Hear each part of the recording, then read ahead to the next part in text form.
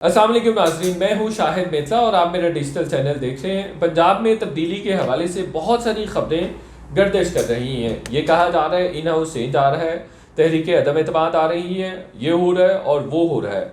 बहरहाल आपके सामने रखेंगे कि पंजाब में हो क्या रहा है।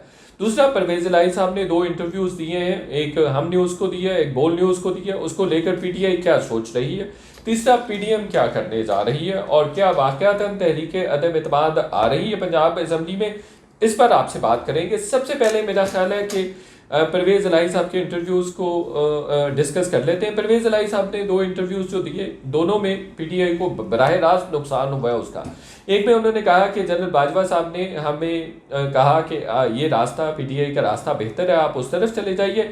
इससे वो बयानिया फारिग हो गया जो पीटीआई बनाने की कोशिश कर रही थी, इमरान खान साहब बनाने की कोशिश कर रहे थे कि बाजवा साहब ने हमें विफाक से फारिग किया। ये अलहदा बात है कि बाजवा साहब डबल गेम कर रहे थे। 100% इमरान खान साहब दुरुस्त कह रहे हैं कि बाजवा साहब डबल गेम कर रहे थे। वो विफाक में पीडीएम के साथ थे और वहाँ पंजाब में वो पीटीआई के साथ थे। दोनों को खुश रखना चाहते थे चूँकि वो एक्सटेंशन चाहते थे। दूसरा, परवेज़ इलाही साहब ने इंटरव्यू दिया है हम टीवी को। उसमें उन्होंने कहा कि मार्च तक असम्बलियाँ डिज़ोल्व नहीं हो सकती या असम्बलियों के डिज़ोल्व होने के चांसेस नहीं हैं।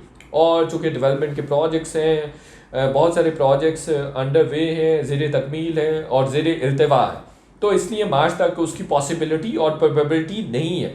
लेकिन इमरान खान साहब कहेंगे तो हम कर देंगे और ये वो, लेकिन उन्होंने अपनी पोजीशन वाजे कर दी। और इस इंटरव्यू के बाद और इस पोजीशन वाजे करने के बाद उन्होंने जो इमरान खान साहब का ये बयानिया था कि हम असम्बलियाँ डिज़ोल्व कर देंगे 15 दिसंबर तक, 20 दिसंबर तक, उसको मलिया मेट कर दिया, लिटरली मलिया मेट कर दिया। अब गवर्नमेंट जो है पीडीएम, वो बहुत बड़े एक तरह से एडवांटेज पर बैठी हुई है और बहुत कंटेंटेड हो गई हुई है और उसके बाद ही उनकी बॉडी लैंग्वेज भी चेंज हो गई है।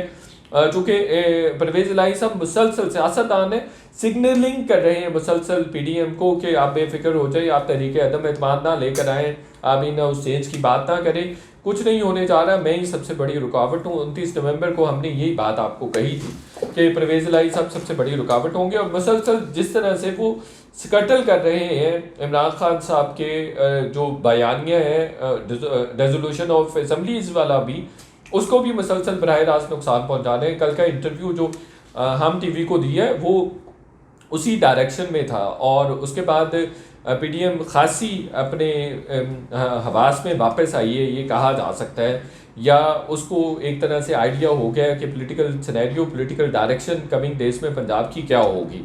तो ये एक बात याद रखें। दूसरा, असम्बली के हवाले से 2-3 दिन से कहा जा रहा है कि परवेज़ इलाही साहब ने दस्तखत करके असम्बली उनको दे दी है इमरान खान साहब को। हमने इसको वेरीफाई करने के लिए कोशिश की, वेरीफाई करने के लिए बहुत सारे लोगों को आउटरीच की है। इनकैपेसिटी कह लीजिए हमारी, हमें इसकी तस्दीक नहीं हुई, हो सकता है हुई हो लेकिन हमें इसकी तस्दीक नहीं हुई।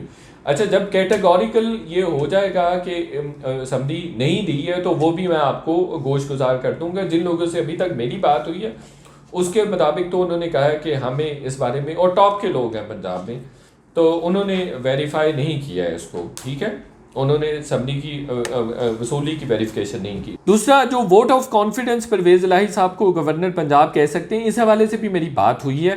तो मुझे पीडीएम के कुछ टॉप के जो लोग हैं वो ये बता रहे हैं कि ये इसके चांसेस हैं।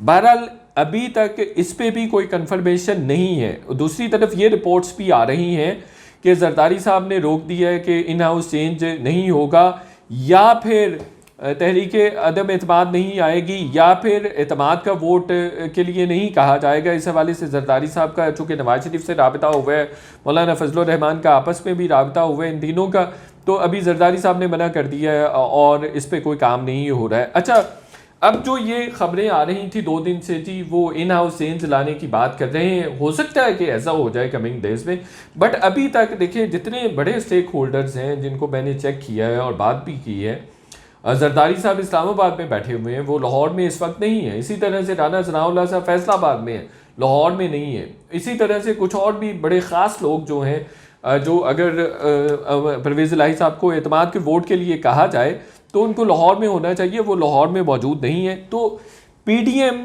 की जो स्ट्रैटेजी है इस वक्त तक वो कोई वाज़े नहीं है। ये बिल्कुल वैसे ही कर रही हैं जैसे तहरीक अदम एतमाद के वक्त किया जा रहा था कि बिल्कुल छुपाया जा रहा था चीज़ों को। तो अभी भी बिल्कुल वैसा ही सिनेरियो है और वो अपनी पोजीशन या अपनी जो उनकी स्ट्रैटेजी है उसको वाज़े नहीं कर रहे हैं। चांसेस ज़रूर मौजूद हैं कि एतमाद के वोट के लिए कहा जा सकता है, सिर्फ यही एक ऑप्शन है। दूसरी तरफ परवेज़ इलाही साहब भी मुसलसल सिग्नल्स दे रहे हैं पीडीएम को कि आपको इसकी ज़रूरत नहीं, आपको नहीं करना चाहिए, चूँकि वो कह रहे हैं कि मैं तो खुद नहीं इस हक़ में हूँ। ठीक हो गया जी।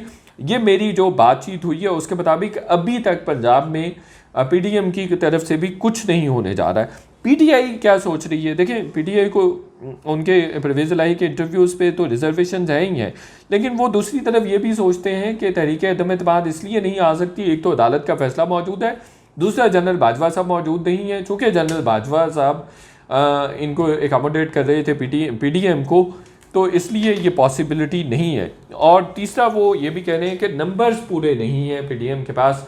14 तो इनके नून लीग के ऐसे अरकान हैं जो सस्पेंडेड हैं, 17 के करीब वो दावा कर रहे हैं कि हमारे साथ भी खड़े हुए हैं। लेकिन दूसरी तरफ अगर इमरान खान असम्बलियाँ डिज़ोल्व नहीं कर पाते हैं तो उनको कमज़ोर चेयरमैन के तौर पर लिया जाएगा। पार्टी चेयरमैन बहुत ही कमज़ोर जो होता है, जिसकी असम्बलियों पर या जो सूबाई असम्बलियाँ उन पर इतनी भी गिरफ्त नहीं है कि वो अपनी मर्ज़ी से उनको डिज़ोल्व करवा सके।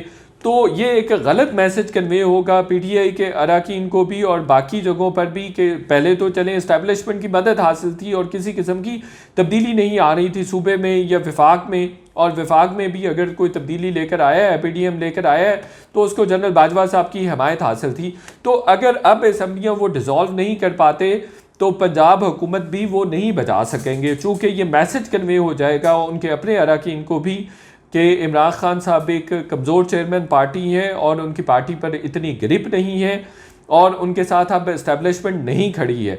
और जब से परवेज़ इलाही और मोहनिस इलाही ने ये इंकशाफ किया है कि जनरल बाजवा ने उनको पीटीआई का साथ देने के लिए कहा था, तब से ये जो 17 जुलाई का इलेक्शन है वो भी मशकूक हो गया है।